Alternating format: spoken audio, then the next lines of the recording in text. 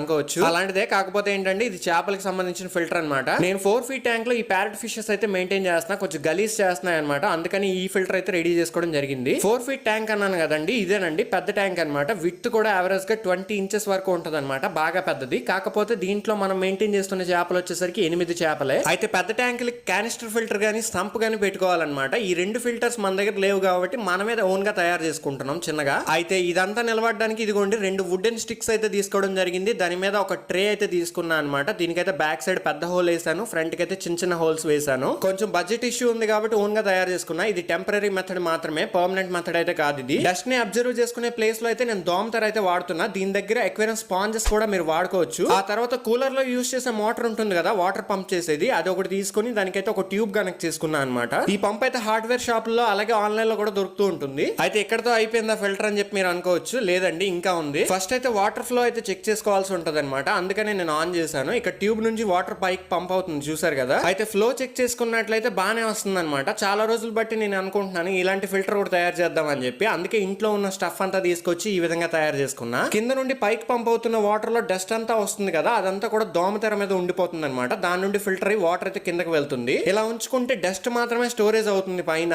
కాకపోతే ఇప్పుడు వాటర్ లో ఉన్న అమోనియా మొత్తం పీల్చుకోవడానికి ఇంకొకటి అయితే మనం యూజ్ చేయాల్సి ఉంటది. అదేనండి ఎక్వేరియం ఫిల్టర్ బయోమీడియా అనమాట. ఇది ఫ్లిప్కార్ట్ లో ఆర్డర్ అయితే పెట్టుకోవడం జరిగింది. యావరేజ్ గా నాకు 500 grams 250 rupees పడింది అనమాట. అసలు ఈ బయోమీడియాలో ఏమేమి ఇచ్చాడో ఇక్కడ చార్ట్ అనేది ప్రొవైడ్ చేసాను, చదువుకోండి. వీటిలో అన్ని కూడా కీ రోల్ అయితే ప్లే చేస్తూ ఉంటది అనమాట. వాటర్ లో ఉన్న అమోనియా నైట్రేట్స్ ని మొత్తం అంతా క్లియర్ చేయడానికి, అలాగే వాటర్ క్లిస్టర్ క్లియర్ గా ఉంచడానికి బాగా హెల్ప్ చేస్తాయి అనమాట. ఈ బయోమీడియాని మీరు పర్చేస్ చేసుకున్న తర్వాత 1 time అయితే బాగా వాష్ చేసుకోవాల్సి ఉంటది. ఆ తర్వాత మాత్రమే దీంట్లో అయితే యాడ్ చేసుకోవాలన్నమాట. వీటిని కడిగేటప్పుడు సాల్ట్ అది యాడ్ చేసుకుని కడుక్కోవాలని చెప్పి చాలా మంది అడుగుతూ ఉంటారు. అదేం అవసరం లేదు. ఫ్రెష్ వాటర్ తో బాగా కడిగేసుకొని ఆ తర్వాత మీ ఫిల్టర్ లో అయితే ఇది యాడ్ చేసుకోండి. ఇక్కడ అన్ని కూడా మంచిగానే యూజ్ చేశాను. ఎక్వేరియం స్పాంజ్ ప్లేస్ లో మాత్రం దోమతెర అయితే యూజ్ చేయడం జరిగింది. ఈ మస్కిటో నెట్ కూడా 1-10 సార్లు బాగా కడుక్కున్న తర్వాత ఎలాంటి కెమికల్ స్మెల్ లేకపోయిన తర్వాత మనం అయితే 5 layers వేసి కింద బేస్మెంట్ కింద అయితే పెట్టుకున్నాము. ఇలా యాడ్ చేసిన 15 days కి అసలు ఎలా ఉంది రిజల్ట్ అనేది కొన్ని రోజుల్లో అయితే అప్డేట్ చేస్తానండి మీ అందరికి. అలాగే ఇది 4 feet ట్యాంక్ కాబట్టి దీనిలో 3 inch ఫిష్ అయితే చిన్నగానే కనిపిస్తుంది. ఇంకా